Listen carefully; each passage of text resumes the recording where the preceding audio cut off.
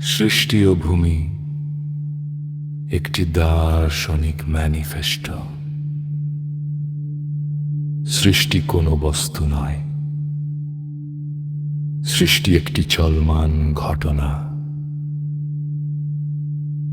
আমরা জন্মের আগেও সৃষ্টি ছিল, আমাদের পরেও থাকবে।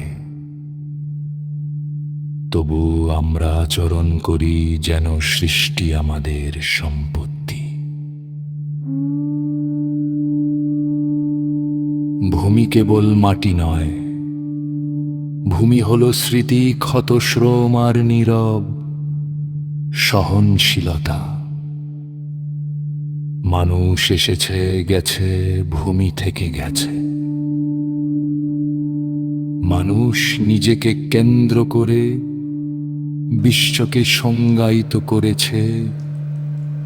দেশ, সীমা, ধর্ম, উন্নয়ন সবই মানুষের ভাষা, কিন্তু সৃষ্টি কোনো ভাষা বোঝে না।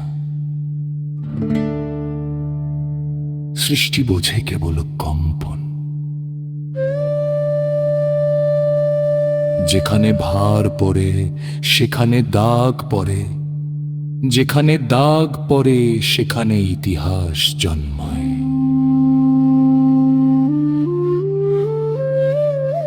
আমরা সৃষ্টি ভেঙেছি উন্নয়নের নামে, নীরব থেকেছি সুবিধার জন্য। আমরা জেনেও না জানার অভিনয় করেছি, এটাই আমাদের সবচেয়ে আধুনিক আচরণ। শিল্প এই নীরবতার বিপরীতে দাঁড়ায়। শিল্প উত্তর দেয় না, শিল্প প্রশ্ন তৈরি করে। রেখা, দাগ, কম্পন এগুলো অলংকার নয়, এগুলো সাক্ষ্য। মানুষকে বাদ দিয়ে সৃষ্টি বোঝা যায় না, কিন্তু মানুষকে কেন্দ্র করে সৃষ্টি বোঝা যায় না।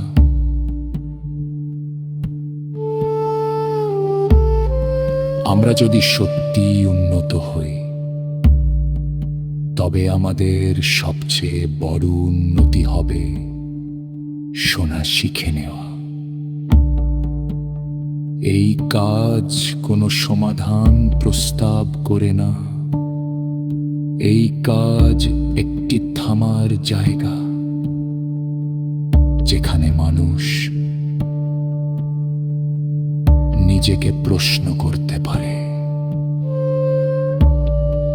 আমি কি ভূমির উপর দাঁড়িয়ে আছি, নাকি ভূমিকে চেপে ধরে আছি।